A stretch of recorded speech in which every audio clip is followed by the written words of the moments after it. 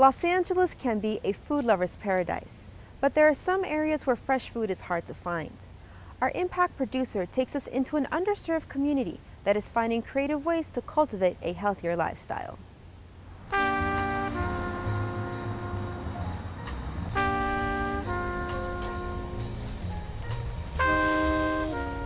Hard soil. Oh my God, it's not soil, it's clay. Oh, I'm sorry. Oh, we got a turtle here. Well, Watts has always been a bit under assault regarding food, access to food, fresh water, vegetation. We've always had a lack of everything. You gotta at least try your stuff, or at least Try these with ham and cheese. And ham and cheese. Stuff them. Oh wow, I never thought about that. There are actually only 2 large grocery stores in this area. And what that does is it creates a food desert. It creates a large number of people who have to utilize 1 or 2 grocery stores. And we'd like to change that landscape. Watts. It's the name of a neighborhood that evokes many different images. From its tumultuous past in the 1960s to its place as an economically depressed area in South LA. Regardless of the image, one thing that likely doesn't come to mind is a connection to farming. Hundreds of years ago, this community of roughly 40,000 people was home to Mexican ranchers who relied on the land's rich soil for farming. But today, the farms are gone, and what exists is a lower income community that doesn't have access to a lot of farm fresh produce. Watts has one of the highest rates of poverty. It is a community that's an entry community for lots of new residents of South LA who are coming from various countries around the globe and especially from Latin America. Dr. Maxine Liggins is a medical director at the Los Angeles Department of Public Health. 3 years ago, she improved food access in Watts by introducing a farmer's market to the area.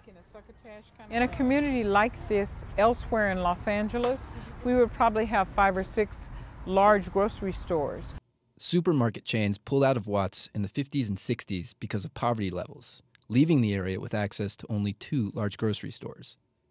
In West Hollywood, a neighborhood with nearly the same number of people, there are at least 7 major grocery stores. When you have a project, you always have a lack of resources.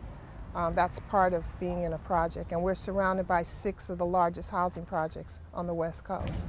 Oh, yeah, I was coming. Anna Carter Smith is known as the Seed Lady of Watts. As a local artist and activist, she's been trying to improve access to fresh produce in the area by working with local organizations and teaching community members how to garden. One of her initiatives is working with former inmates at a garden near the Watts Towers.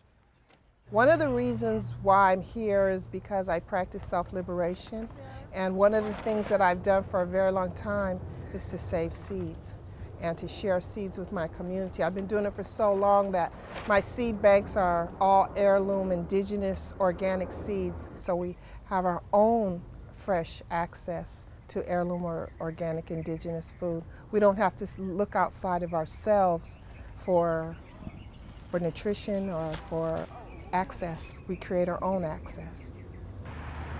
Lack of access to grocery stores makes it challenging for Watts residents to find produce.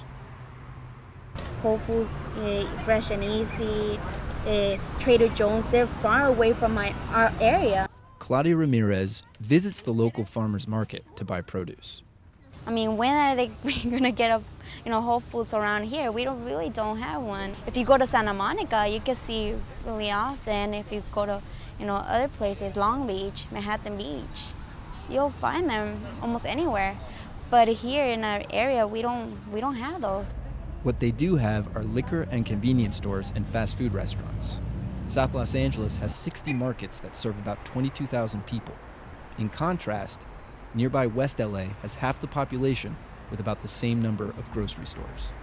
And the death rate from heart disease and diabetes is 2 to 3 times higher in South LA than West LA.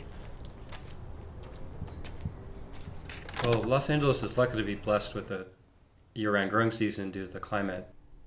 Mark Vianatos, policy director at the Urban and Environmental Policy Institute at Occidental College, studies Los Angeles' food landscape. But unfortunately, there's disparities in people's ability to access healthy and tasty and fresh food. And it's had this devastating impact on people's health. It's led to an increase in obesity and overweight, an increase in diabetes, including among young people. And it's leading to, in the United States, there's a chance that this generation will be the first one since the start of the Industrial Revolution where children have a lower life expectancy than their parents because of bad diet. To combat the lack of access to fresh fruits and vegetables, Dr. Liggins worked with organizations to get California farmers to sell their produce at the market every Saturday. I want to buy some, yeah. And blueberries. Oh, I want those, and then I want these for my cereal. So the market has been a really important piece in changing people's eating habits in Watts. Ashley Heastan works for Sustainable Economic Enterprises of Los Angeles, which manages the Watts Farmers Market. We, as an organization and as a collaborative, we don't just plop a market here. We offer cooking classes, we have health services here. So the market is not only a place to buy produce, but also to get recipes. So it's not just about buying fruits and vegetables, but it's about changing your eating habits. The market also accepts food stamps and other payment alternatives to encourage more residents to shop here. While the market is helping the community with access to fresh produce, it's not doing well financially and has yet to break even. I'll be back. Make this. Should I give you one? Okay. The market is not sustainable right now. We get funding from community benefits of Kaiser Permanente. And for a market to be sustainable, people don't realize it takes a lot of foot traffic and a lot of people supporting the market. So it will take probably quadruple the amount of people and sales to make this market sustainable. Daisies. Okay, one white daisy. No, white daisy. Oh, that one. Okay, this white daisy. Okay. You know, you fix a public health problem on a lot of different frontiers. And if you look at a situation like smoking, we didn't just change the law, we changed the landscape. And the idea behind the farmers market is really to change the landscape of the community one step at a time.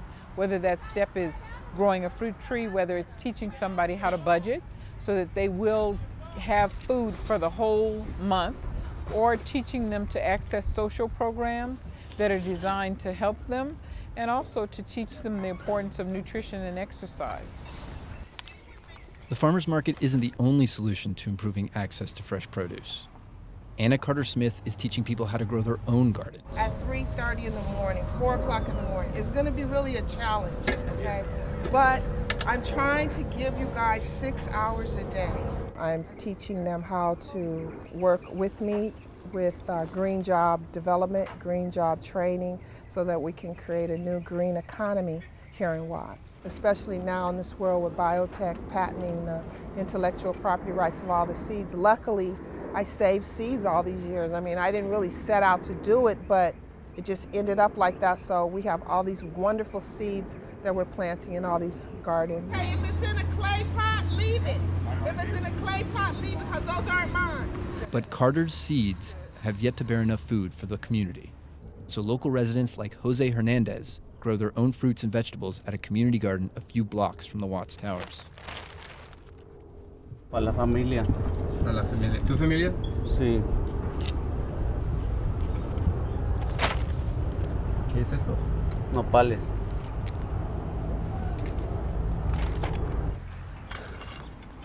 Y la calidad de las verduras aquí es Naturales, no le echan nada de químico. No lleva químicos casi. Es normal así. In addition to fresh produce, the garden is a way for Hernandez to connect with his son. Está en la escuela. Él me ayuda cuando viene. Fin de semana lo paro temprano. Y él viene para acá. Me ayuda para limpiar. Lo traigo para que se enseñe porque tiene 16 años. 16 años. Ajá, luego se van a las bandas, a los cholos, y los traigo para acá. Mejor para que se enseñe pues a trabajar. Ya que no ande en las calles. Esa es lechuga romana.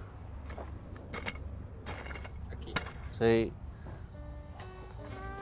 Turn off those TVs and those screens and quit texting and go outside and throw seeds around and grow your own food. I think that's the key, that's the answer to a lot of problems. Because the food that you grow yourself, that's the greatest relationship you could ever have.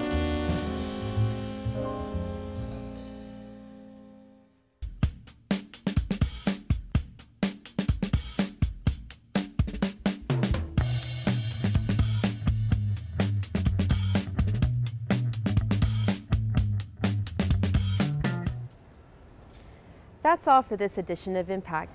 Be sure to check out all our episodes at uscimpact.org. Now take a look at some of our upcoming stories. There's almost something futuristic and surreal about it, that I'm hitting this little ball with this very finely made piece of equipment that's meant to spring the ball, grip it just enough to put rapid spin. It really does make me feel like a wizard.